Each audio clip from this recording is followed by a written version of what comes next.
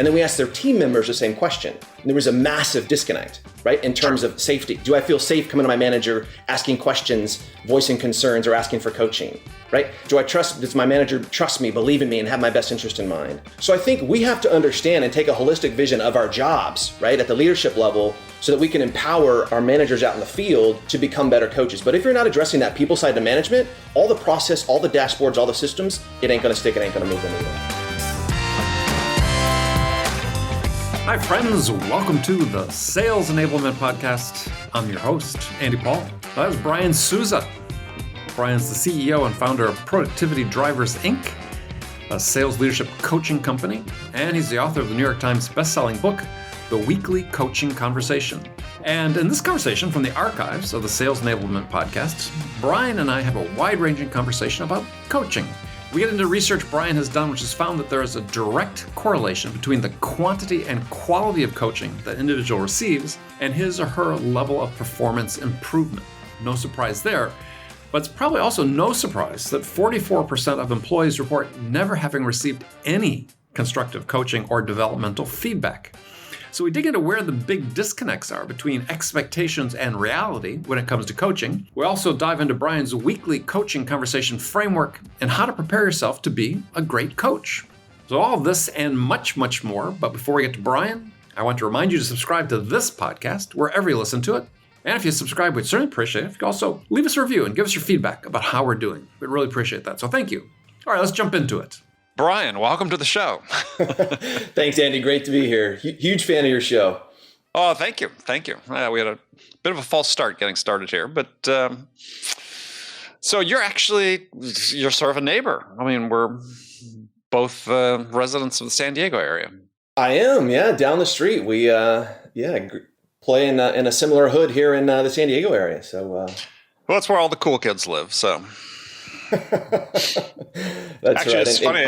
Last year, I was interviewing Steve Farber, who's a very well-known author. And, sure. And it's like, we're like less than a block from each other. I could almost look out my window and wave at him. Oh, really? That's funny. Yeah, that was very close.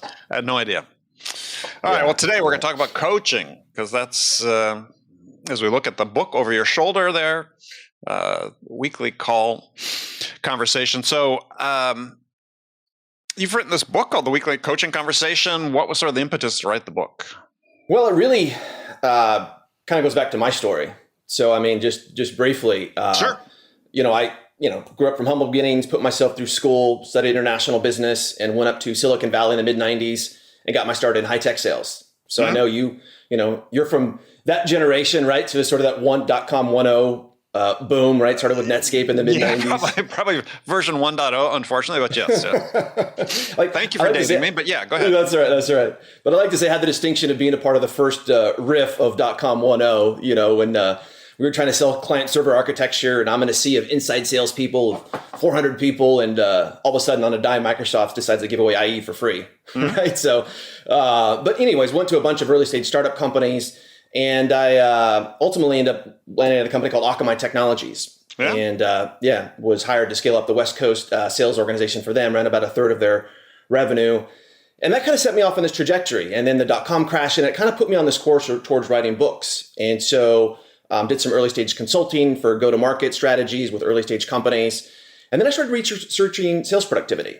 And it kind of led me on this path it was actually a 5-year research project. We partnered with Ipsos, one of the leading research firms. And started researching sales productivity and landed on ultimately sales leadership, right? And so the question we were focused on answering is what really separates these world-class leaders of high-performance teams from most managers? And that's really what culminated in the book, The Weekly Coaching Conversation, is the difference primarily came down to one thing, their approach. They didn't act like a manager, they acted like a coach. So why is that so hard? Because this is a conversation that we're having more and more in sales these days. I mean, this is not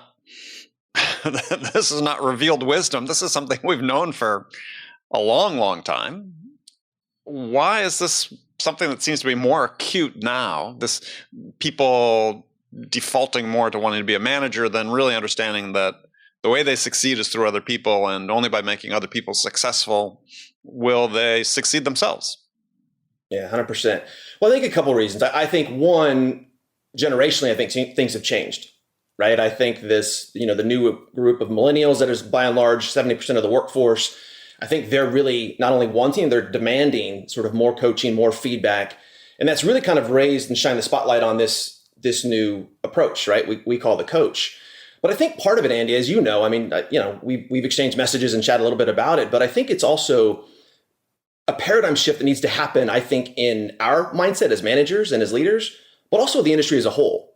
And I like to sort of frame it as, in a simple way, you sort of have two sides to management, right? You have the process side, which is all the scheduling, the reporting, the analyzing, all the data on the sales dashboard. And most managers are pretty good at the process side to management, but then you have the people side to management. And when it comes to the people side to management, most managers have never been taught the right approach. And so I think that's the distinction, is that they're really, in their mindset, they're sort of focused on, if I tell my people what to do, they'll do it. And let me just show the data and they'll do it. When in reality, there's a pretty big gap, a pretty big chasm trying to get their people to do what it is they need to do to be successful. Right.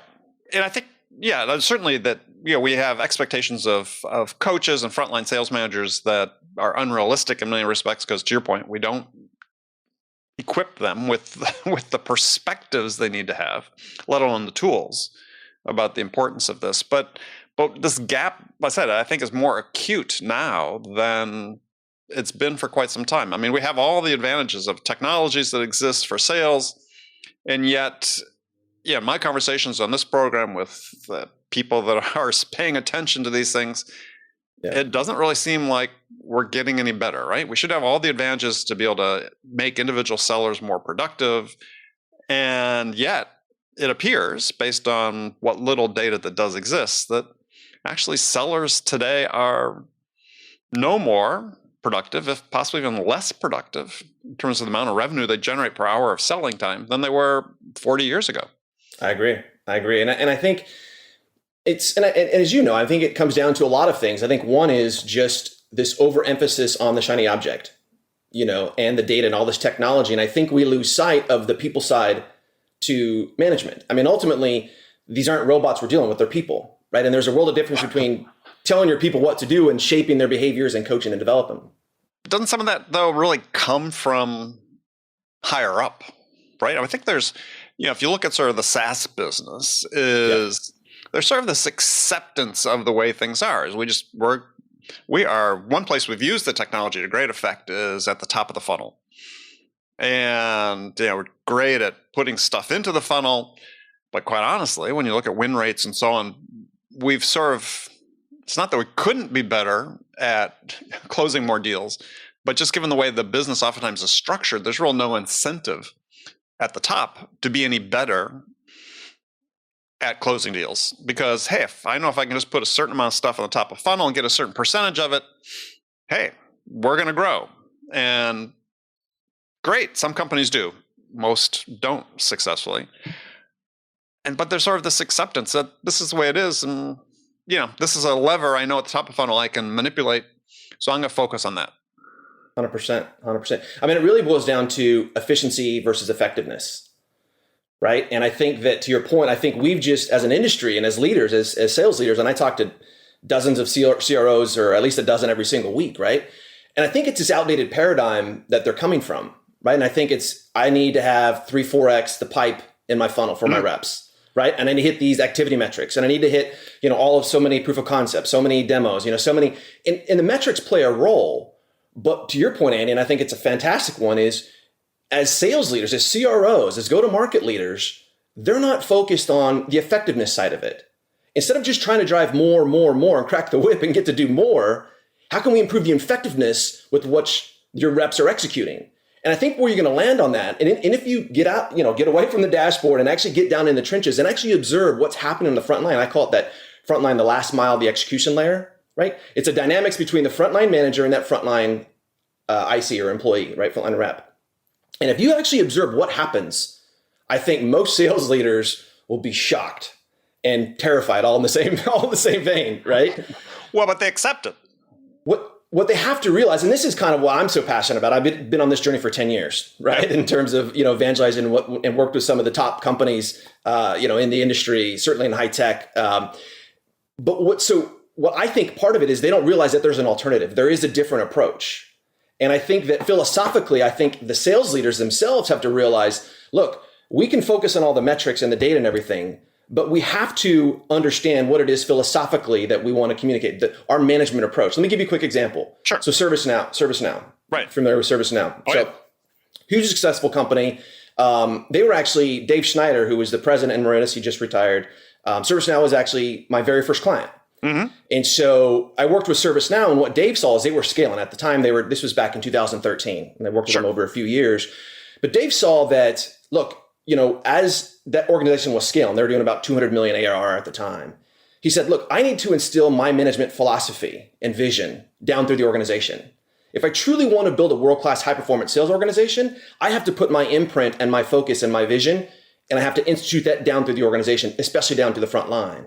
And so I worked with Dave. I brought all the research that we had done over 5 years, plus sort of co-created this new management approach we call the coach and the framework, working with companies like ServiceNow early on to actually pull that down. There's the mindset, the skill set, and the system, but really kind of helping the leaders to understand and say, look, we want to have a consistent way that we approach management and leadership. And here's what that looks like. And to your point, Andy, a huge integral part of that, it's not all coaching, but a hugely important part of that, especially at that frontline level, is having these ongoing coaching conversations with their team members. So one of the things that, and we're going to dig into that because, walk through a little bit what you talk about in your book. But my sense is that there's this disconnect, this chasm, if you will, between the frontline sellers, the individual contributors, and what they want to get out of work and the way they want to work versus the way the frontline managers and leaders who are so focused on the dashboards and quote unquote the process want them to sell. And I'm just curious if you see that as well. Yeah, 100%, Andy.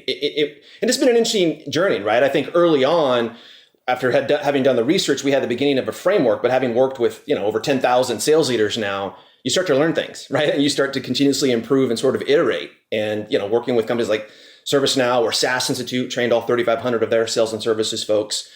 But to your point, I think you have to look at a holistic vision of your role as a leader, and certainly as a frontline leader, for all you frontline sales leaders, frontline managers listening out there.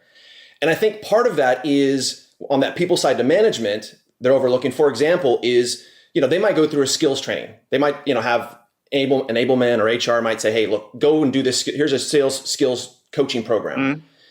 What they fail to realize is that, for example, before you can, facilitate a constructive coaching conversation, or certainly before you can become a world-class coach, you have to first create an environment that's conducive to coaching. You have to create a high-performance environment. And so I did a post recently on LinkedIn that showed the environment, right? In terms of, we asked 2,000 frontline sales managers about the type of environment they believe they had created. And then we asked their team members the same question. And there was a massive disconnect, right? In terms of safety. Do I feel safe coming to my manager, asking questions, voicing concerns, or asking for coaching, right? Does my manager trust me, believe in me, and have my best interest in mind? So I think we have to understand and take a holistic vision of our jobs, right? At the leadership level, so that we can empower our managers out in the field to become better coaches. But if you're not addressing that people side to management, all the process, all the dashboards, all the systems, it ain't gonna stick, it ain't gonna move the needle. And I think that is the sticking point right there. Right, that we're increasingly confronting, which is because a lot of the behaviors are driven by technology, right? They're driven by the access to the data and so on, where it becomes easier to default to managing the activity versus managing and coaching the people. Yeah, I don't know that it's driven by the data. I think they're trying to drive the behaviors by using the data. But what they have to understand, and this, I've spent a lot of time studying behavioral sciences, B.F. Skinner and behavior modification, and you have to understand that there is the data is only going to get you so far. Like I said, I can't tell you how many times I tell my people what to do. I tell them more. I tell them about the activity. I show them the data. I show them how much money they're going to make if they do all these activities, but it's not sticking. And I think they have to recognize that you have to take a more broad-based approach to sort of this level of engagement you have with your team member. You have to create that high-performance environment that's conducive to coaching. You have to understand first off that leadership development starts with personal development, right? So before you focus on wanting to change your team members' behavior, look in the mirror and understand and take that introspective look and figure out what behaviors you have to change. Mm-hmm. And that was a big aha for me, right? I was a do-it-all manager, back in the day. If you look on the spreadsheet, I was the number one guy worldwide, and it was great. But I realized that I didn't have the trust, loyalty, or respect of my team. I had to learn the hard way about, the fact that, how you judge success. And this is part of the problem too, Andy, as we had exchanged some messages on, was how are sales leaders evaluating performance, right? If as a frontline manager, am I number one worldwide because I'm blowing out my number? But what if I parachute in, I change my approach, I'm a do-it-all manager, and I parachute in the bottom of the ninth of the quarter, I close the big deals, I crush it, and I'm number one, I crush my number, but 70% of my team aren't making their number, right? So I think we have to take this holistic view of performance and understand if you truly want to build a world-class high-performance team, instead of just doing the rat wheel, chasing, making your number, trying to make your number every quarter, if you really want to build a world-class high-performance team and organization, I think you have to take that holistic approach to performance and evaluate it at all levels. Yeah, no, I agree 100%. I mean, I think we ask way too much of managers without equipping them with the right perspectives about what to do. Absolutely. But it brings up this idea about, you talk about high performance, and we talk about performance improvement in sales. And I know you've looked at this because you write about it in your book. You sort of draw the parallels between professional sports and sales, which I know some people hate, and they think that's drawn out. And I have to admit, I was one of those people for a long time. But over the last 5 years, as I've delved more into performance improvement, literature, a lot of it coming out of professional sports, is the parallels are actually, I think, more direct than people want to admit. Because I'm a huge soccer fan, as people know, listening to the show, probably all rolling their eyes when they hear me say this. But you look at that particular sport and what they do to manage and coach to improve performance, there's so much we could learn in sales that we haven't done. But part of it is they actually train coaches about how you work with people. How do you coach, not just at the skill level, but also the human level? How do you coach somebody to improve their performance? Everything you talked about, skills, mindset, so on. And there's this body of work and thought coming out of professional sports that says, if you want to achieve more, is you have to focus less on results and more on what they call performance, the act of actually doing, as opposed to what the outcome is going to be. Because the outcome will come if you focus on performance versus results. 100%.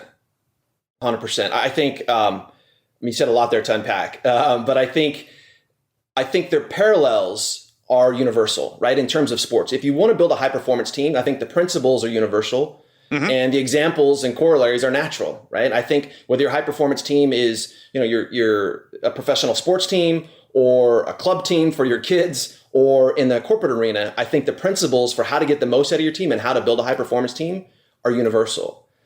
And I think. Go ahead. Well, I was just going to inject one thing that we don't do along that lines, though, that I think is a direct parallel from sports. Is you look at that, again, I use soccer or football as those is actually a game that's actually played with the feet. Is there's a manager, but then there are coaches, and they're not the same.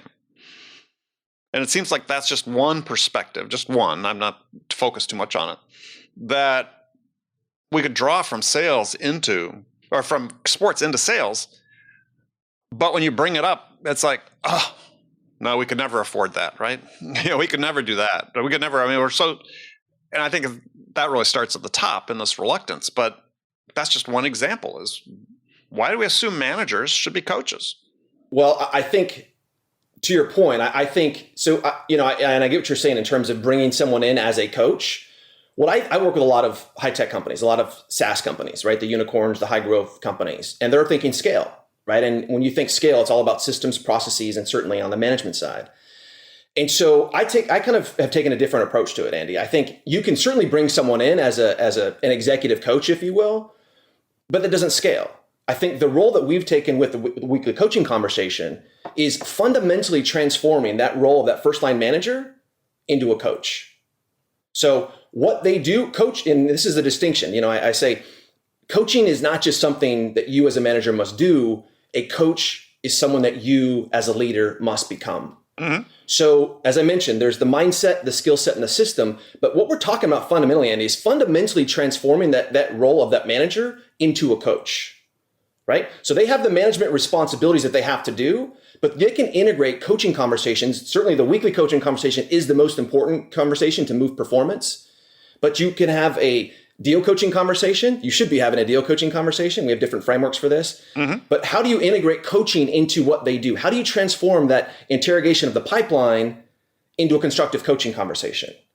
And I think you nailed it, Andy. One of the blessings and the curse in sales is we have so much data, and there's so many amazing companies out there, and a lot of them are clients and I work with them in terms of these dashboards and data that they have. But it's almost too much data. And I think we start to focus on the activity and the results instead of focusing on improvement and growth. And I think you nailed that 100%. Well, let me go back to another point, though, that you brought up, because you said that you didn't think that these specialized coaches is scalable. Why would you say that? Because actually, I think it's much more scalable than trying to have a manager who's fretting about, hey, I'm so torn, right? I've got all these responsibilities to report upwards now, and constant, I'm sure you hear this all the time, constant sort of refrain from frontline managers. I don't have time to coach, right? Hear this all the time. Don't have time to coach. 100%. So then isn't coaching scalable? If you have specialized coaches, that's their job. That seems exceedingly scalable to me. But I think it's people are reluctant to think outside the box that way because it looks like an added expense as opposed to something that's actually going to be a spur to increase performance and better outcomes. Yeah, 100%. I'm not saying either or, Andy. I think that's a certainly plausible. I think something needs to change, but I think you nailed it. I think you hit the hammer on the head. I think that's the biggest objection and I think sticking block or mental block that I hear from managers all the time is, look, I just don't have time to handle the execution day-to-day part of my job and coach and develop my people. Mm-hmm. Right. And this is the fundamental distinction. This is one of those paradigm shifts that need to happen in the mindset is that, the operations part of your job and the people development part of your job are not separate and distinct. They're one and the same, right? You can superimpose the two. And I think that's the thing. If you have the right framework and the right skill set and the right mindset, you can transform almost any conversation with your team member into a constructive coaching conversation. And I can give you a quick example. Sure. So let's say that, on one simple example, let's say that a team member, when we had offices, but a team member comes to you with a question, right? Most managers, when they're just so busy in their job, what do? They immediately jump into problem solving mode and answer it, right? And there's a whole lot of reasons for that. Sure. But they're building codependence, not independence, right? Whereas a world-class coach would assess and sort of hit the pause button just long enough and say, you know what? Is this a coachable moment? Is this an opportunity for me to help coach my team? And if it is, they can say, that's a good question. What are your thoughts? So it's kind of like jujitsu, right? Instantly, you're in sort of that coaching mood. You come with them and you sort of assess, because what that coach is trying to do is trying to understand and assess their team member. How are they thinking about handling this objection or that deal or their strategy? So not only are they focused on the result, but they're also focused on their team member, to your point about improving the process. So I think if you have the right skill set and the right mindset and the right framework, you can transform almost any conversation you're having with your team member into a constructive coaching conversation. Yeah, it's interesting because when we talk about this pull and multiple demands on frontline managers, I had a guest on the show last year and had written a book called, Roger Connors wrote a book called Get a Coach, Be a Coach. And his contention, which I think is being borne out right now, is that the current model we have of assuming that the managers are going to change their mindset and become coaches when they've got all these other demands on them to focus on metrics and activities, because this is how now upper levels they want reporting based on the numbers, right? Is that his sort of contention is look, self-directed coaching is really the only way this scales.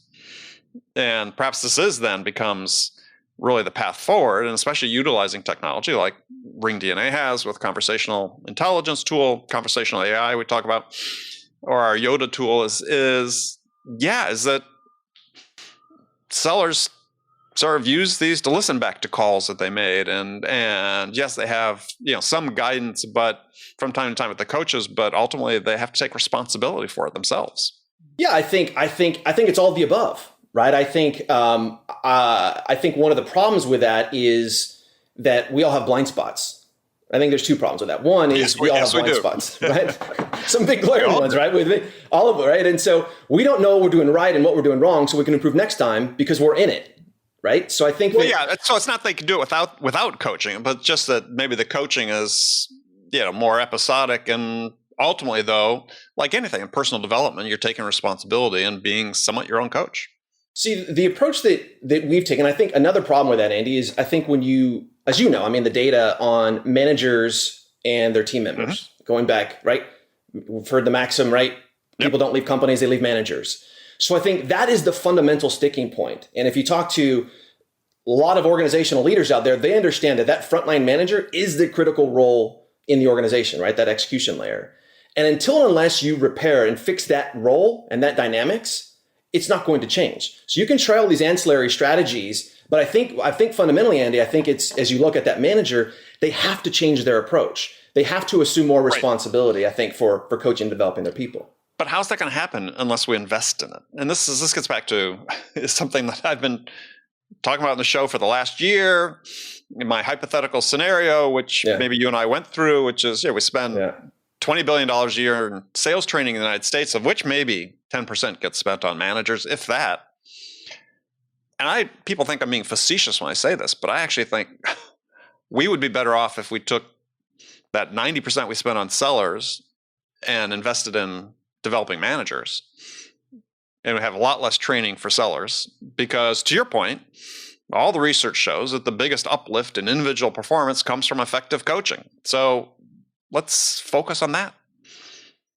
But everybody's afraid to make that change. I mean, it doesn't have to be, we don't have to go from 10-90 to 90-10 overnight, but hey, at least half the sales training dollars we spend, let's spend those on developing managers, because they are the biggest source of influence. They are the biggest source of people leaving, the churn that happens. And not saying they're all bad people, it's just they're ill-equipped. Yeah, 100%, Andy. And I think it's amazing. I mean, the data's out there, right? You've seen the data on the learning curve, right? This isn't an assumption. It's a fact. It's been proven over countless studies. But after 30 days, 90% of what people learn in a classroom setting or in an event-based setting is lost without ongoing coaching and reinforcement. Well, we've known that since 1870. We have. There's a German scientist. Yeah. That's right. We all know that, right? Yeah. But what, to your point, Andy, it's I think we're just trapped in this outdated sort of paradigm. And I think, let me give you a quick example of part of the problem. I think the industry as a whole has been evangelizing that we need IC training, all these skills, all these role-based competency models, right? That take years to implement. As an aside, there's little to no ongoing reinforcement or coaching out in the field. Right. But I talked to a friend of mine, an old buddy and colleague, and after I'd done the research for the book, this is right when we're going to publish it, I thought it was this breakthrough. And I said, look, we had done some research and we wanted to find the high leverage point, right? Where can we apply a little bit of focus, a little bit of energy, and really move the needle on sales performance? And after all this research, and it landed on that frontline manager role. And I said, this is the high leverage point. If we can change this frontline manager, then if we can change their behavior, they'll change their team's behavior. And if we can systematically integrate coaching, it'll be a game changer. And so he told me, he said, he's the founder of a well-known sales training company. He said, Brian, everyone knows that. Everyone knows that the frontline, the stickiness of the training program depends on the ongoing coaching reinforcement that frontline manager does. And I said, well, if everybody knows that, then why in the hell don't you build your curriculum around that frontline manager instead of the frontline ICs? And the answer is, and he said, because our model, this is back he said, our model is predicated on putting cheeks in the seats. And there's a hell of a lot more frontline employees out there, frontline ICs, than there are frontline managers. And so I think that's part of it, is you have this whole industry evangelizing this role-based competency model and these skills training. They're important, Andy, but to your point, it's not going to stick out in the field unless that coach is delivering ongoing coaching and reinforcement out in the field. And it boggles my mind why, to your point, these sales leaders don't understand that a much larger significant portion of the spend of their investment should be focused on the management team, especially at that frontline manager level. Yeah. Well, I mean, so sort of branching off of that, because I think that, and this sort of goes hand in hand with it, is with more of the reliance on numbers versus the coaching, but not entirely, because I think this has always been the case, but I think it's more acute now, I think there's a real lack of, freedom for sellers, I guess, autonomy, right? How did you develop, right? You developed not because someone was micromanaging you. You developed because you sort of took the initiative to develop certain strengths and skills you had and branch out a certain way. You experimented. I'm assuming, we don't know each other that well, but I'm assuming based on your background, that's what happened. That certainly happened with me. Yeah. I from day one, went to a sales training class, big computer company that I started my sales career with back decades ago. And the things they were teaching in the class made my skin crawl. And I thought, holy shit, either I'm in the wrong job, the wrong profession, or there has to be a different way to do this, a better way to do this. And so, I basically spent my entire career doing things a certain way, right? And it put certain pressure on you because, I didn't conform. I just performed, right? It's performance versus conformity.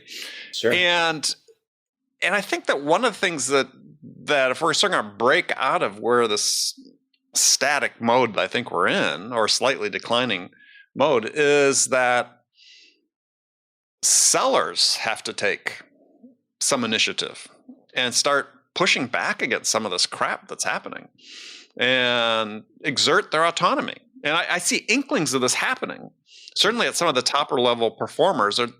There's a lot of talk about redefining the relationship between employer and salesperson in a way that enables them to break out. And I think this has to happen at deeper levels. Your 100%, thoughts? 100%. I think, Andy, I think there's so many parallels between sales and leadership and coaching or managing, right? Mm-hmm.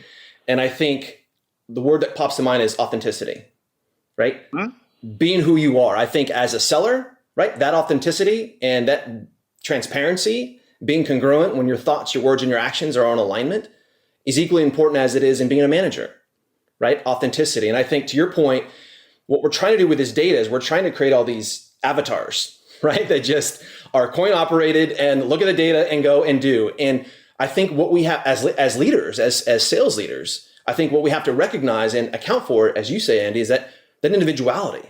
That's what makes people so brilliant. I think, and I know you're a proponent of this as well, but that's how you connect with people, right? Being authentic and being who you are and bringing you into the job. And I think as leaders, our job is to not create a bunch of avatars, but help our people become the best version of themselves, of who they are. Right. And how how I kind of think about it, and what we do, Andy, how I approach that is in terms of I call it the management operating system, right? And so here's how I account for that. You have standard operating procedures, SOPs, and recommended operating procedures, ROPs, right? Standard operating procedure is, look, here is how you facilitate a weekly coaching conversation or weekly one-on-one. Here is how you facilitate a deal coaching conversation. Here is how you facilitate a pre and post meeting coaching conversation. Here's a QBR. Here's what we do, right? Here's why we do it, and here's how we do it. Now, the ROP is a recommended operating procedure. Now, this gets into the coaching side where how you execute that skill or task. So to your point, Andy, I think that there should be, here's what good looks like. In the absence of you having, working your magic, Andy, back in the day, you're closing those huge deals. What you're doing was obviously working, right? So stick with that. But if you're coaching someone new or someone that's not necessarily, if that's not a strength, I think it's incumbent upon us as managers, as leaders and coaches to at least have what I call that recommended operating procedure. Is here's a strategy. This is how it's worked for me, or this is how we're seeing work for other people on our team. Right. Try it out. If you have something that works better for you, great. But if not, let's sort of coalesce as a leadership team around here's how we execute that skill. But again, accounting for the individuality, which I think is hugely important on the point that you brought up. Yeah, I'm not anti-process. I think you need to understand your process, document your process on a personal as well as a corporate level. I mean, if you as an individual can't document your process, that's problematic, right? I mean, I sort of resist this idea on one level that sales is the numbers game, the way that we see our SaaS companies practicing it. But at an individual level, we all have our numbers, right? And you need to know what your number is, because that is the basis of what you're going to try to get better. But yeah, it's the mix has to change, and harking back to something you had said earlier, it's just that, and this I've come to this conclusion over the last several years, as you see all this talk about modern sales, and I look at it and I think, and we strip away the technology, we're doing the same old shit we've been doing for decades. and that's the problem. That is the problem. Yes. Right? Is despite all this talk about modern selling, we're not doing modern selling. I was giving some of the example a week or so ago, talking to a CEO, and I said, I mean, let's look at the stages that are laid out in your sales force. Sales process. Mm-hmm. And for the sales stages. And I said, hey, I was using those 40 years ago. So that's nothing modern about that. I mean, it worked 40 years ago, but if we're going to have this profession move forward, we have to look at things really differently. And that's why I talk about, let's change the equation of how we invest in management development radically. Let's not just keep doing the same crap we've been doing that isn't really changing anything, or even leading to lesser results than it was, as I said, decades ago. There's so many things that, as I said, are fundamental. And I do believe, I'm a huge fan of coaching. I think this is one of the fundamental mindsets, to your point, that needs to change among managers. But the dynamics are such that they're being pulled in so many directions, especially in the tech world, where they're given the playbook when the company starts. Here's the predictable revenue playbook. Let's execute that. And they're torn, quite frankly. And we need to help managers with this new, different mindsets in terms of what their job is, what their responsibility is. Yeah, I think you nailed it earlier, Andy. I think when you were talking about, so focused on the results or the prize instead of the process and improving the process. And I like to say that incremental improvement is the new transformation, right? And I think when we get out of this mindset of this transformation initiative, right, that's going to cost multiple seven figures and take multiple years and move reorgs and all these moving parts, and we're going to bring in this big consulting firm and start moving stuff.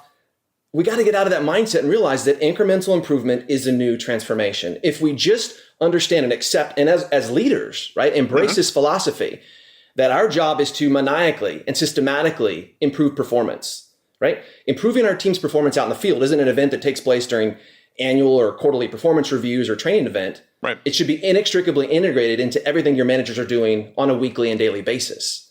Well, and the daily is I think, what you talked about is every opportunity, every conversation you had, and this is the way I approach this. Every time I had an interaction with all my sellers, it was a coachable moment. That's exactly right. And it's exciting. I mean, I've got the chills right now because people are finally starting to understand this. And I think when they have that breakthrough, it's transformative. And I think that, but to your point, it's that mindset piece. We're so busy. Part of it's mindset and a lack of self-awareness and lack of understanding that it actually doesn't take much, if any, more time to have that coaching conversation. Right. But part of the problem that you nailed, Andy, is also leadership, right? If they're cracking the whip and they're saying, here's the dashboard, here's the data, more, that rep down that front line, that frontline manager is feeling pinched, right? And that's how they're being managed. That's how they're being reprimanded in some cases. So I think that we have to kind of hit the pause button and say, look, ultimately, what do we have to? If we truly want to build a world-class high-performance organization, instead of just chasing our number every single quarter, we got to hit the pause button and we got to reset and create a high-performance environment, right? Where your team members aren't only open to receiving constructive coaching, but where your team members proactively come to you asking for it. Create that type of environment where team members feel safe, comfortable, respected, appreciated, valued, and understood. I think we have to start there. And then I think we have to sort of understand and look at these high leverage points, right, Andy? It's in sales, I believe the number one, and this isn't just in sales, it's been proven out, goes back to Andy Grove, right, in Intel, the one-on-one conversation. I call it the weekly coaching conversation. But there's others, the key meeting coaching conversation, right before a big deal, having that pre and post, breakdown conversation, having, there's different sort of high touch points and high leverage points that as a manager, if you just get those right, you can really move the needle, and your team members want it. They want this coaching. I talk to them all the time. What's your perspective on that? Absolutely. Well, so a question for you, and this is one of my thoughts. And again, I'm not trying to be critical of anybody. That's just sort of the way things have evolved. But isn't one of the issues these days, I think, that frontline managers don't understand sales well enough oftentimes to be able to help in the way that's needed. And so I think that they need more coaching. They need more sales experience oftentimes than to be able to provide that sort of baseline of knowledge and coaching that's really required. That's an interesting perspective. So you think that they don't have the actual sales acumen themselves, these frontline managers? Yeah. I'm not saying this is not necessarily new. I think it's always the danger with frontline sales managers. Yeah. Oftentimes it goes back to how we choose them. But yeah, I think that seems to be the case, right? Because we brought people up, people that are being promoted these days, men and women into these roles. Yeah, they've come up under managers that have focused on the metrics, and they're people that sort of managed to succeed in spite of that.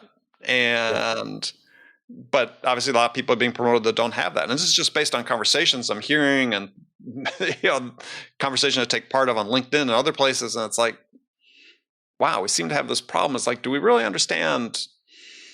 I sort of call the problem with our sales people these days is that the managers are equipping them or aiming them at the wrong targets with the wrong tools. Yeah, I see. A lot of what I see is, and I know it was a case with me, right? You take this top performer, and then all of a sudden you put them in that frontline manager role. From on Friday, they're an individual contributor, and then all of a sudden they're a frontline manager. And so while they may have their own experience, even if they were promoted quickly, some base level of experience, when it comes to that management and leadership and coaching, they're completely, fish out of water, right? And right. I think to your point, I think you're nailing it. It goes back to this continuous improvement, right? Mm-hmm. And I think that we have to, again, I say all the time that leadership development starts with personal development.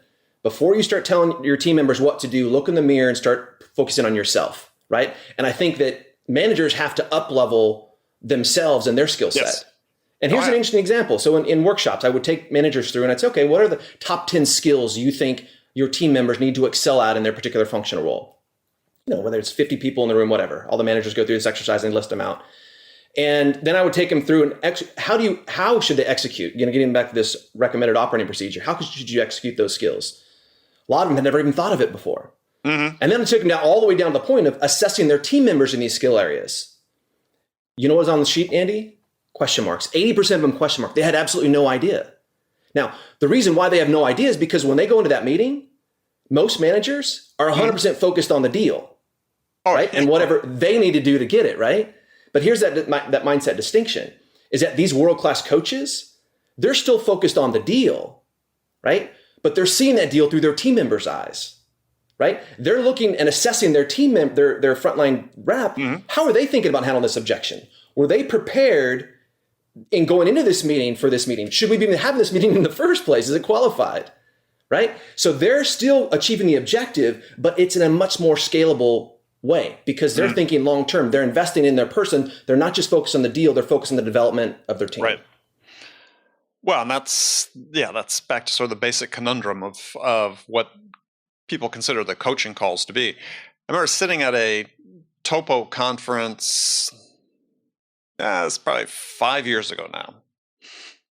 And we can make the assessment whether things have gotten better or worse since then. But as a panel of CROs and VPs of sales, talking about scaling and building teams and da-da-da-da. And at one point, a guy of a fairly well-known SaaS company, CRO, said, yeah, we don't do one-on-ones anymore.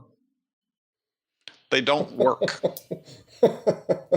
Now, I'm sitting there having to bite my tongue from making a comment out loud saying, dude, That's your failure, not the failure of the people.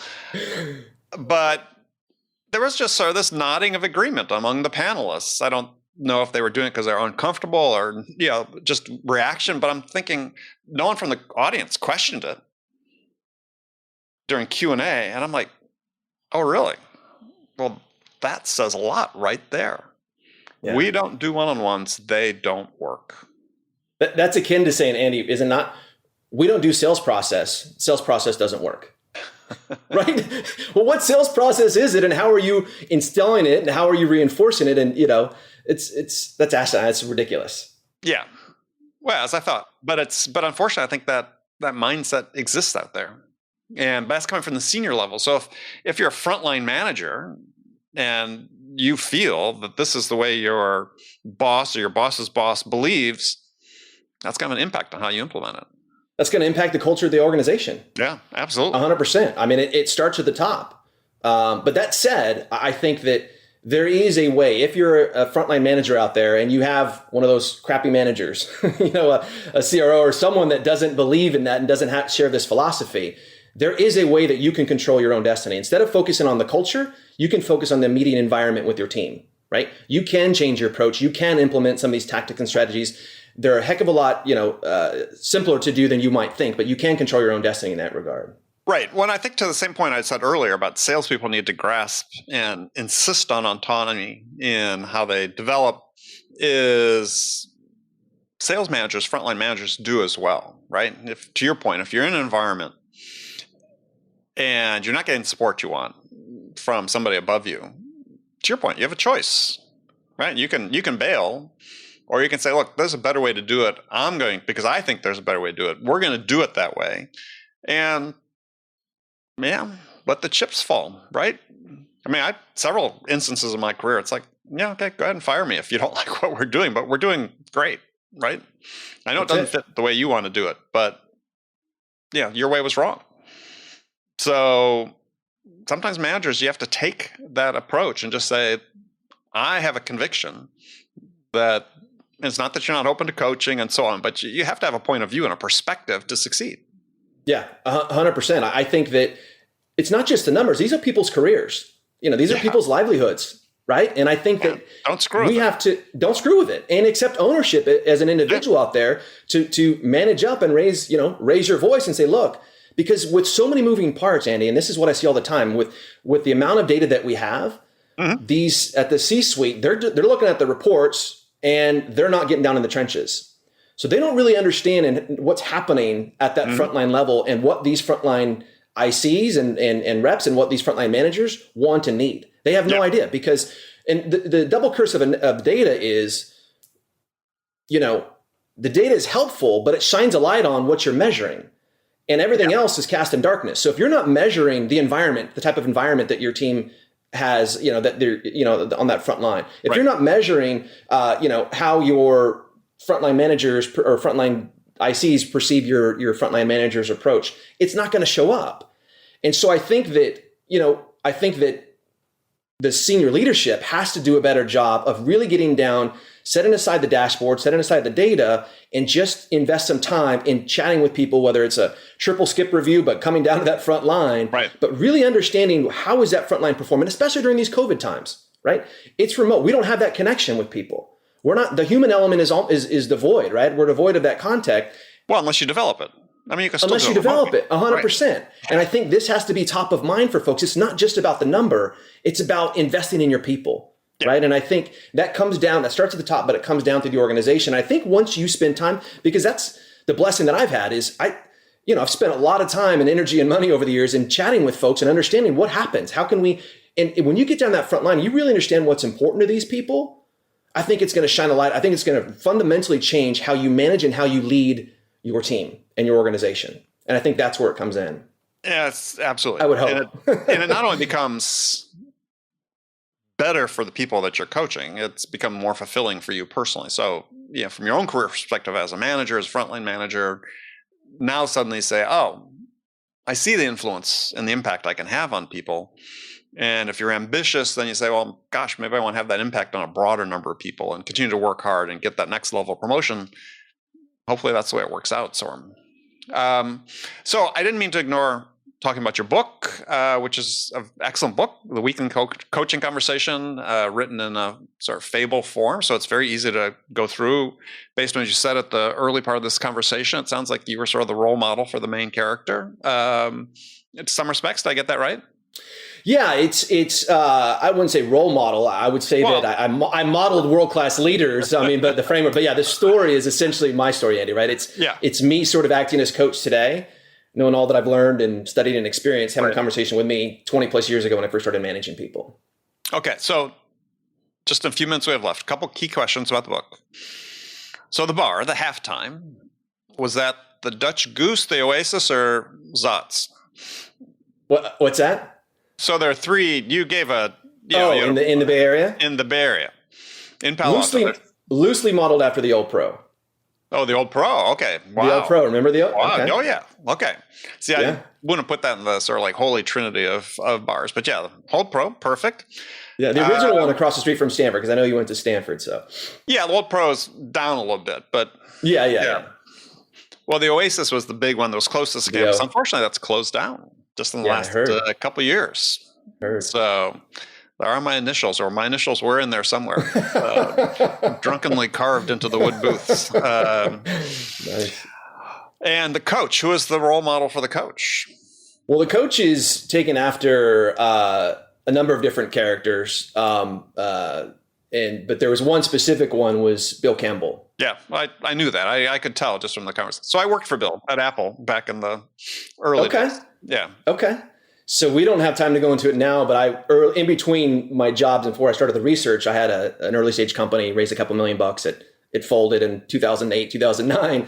But as part of that, I had two board members that were on my board, and they were both in the coaching tree of Bill Campbell. Yeah. And so we would have these weekly coaching conversations with them, and I would see their philosophy, their approach, hear their stories. And so as I expanded my network, I encountered more and more people that are proteges of Bill Campbell. So he was a big influence, and he is the godfather of coaching. So I took a lot of his inspiration and put it into the story. And incidentally, I had asked both of them, and I was supposed to meet with Bill Campbell, but they didn't feel comfortable. Bill shuns the spotlight, and he does not like the spotlight. And so this book was published in 2012.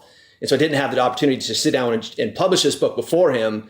And he has since passed, but just an incredible human being. But as you know, Andy, it's taking this wisdom that someone like a Bill Campbell, someone like Tom Mendoza, Dave Schneider, some of these world-class leaders, and how can we package that and pull it down so you don't have to wait 20 or 30 years to learn these timeless lessons. You can actually implement it today.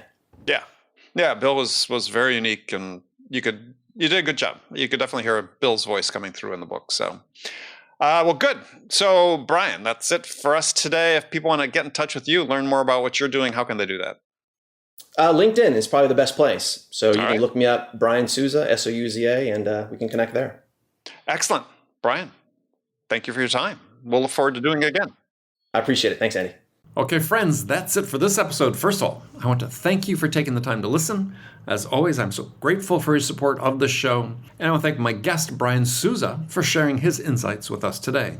If you enjoyed this episode, please subscribe to this podcast, Sales Enablement with Andy Paul, on iTunes, Spotify, or wherever you listen to podcasts. So thank you for your help with that, and thank you so much for investing your time with me today. Until next time, I'm your host, Andy Paul. Good selling, everyone.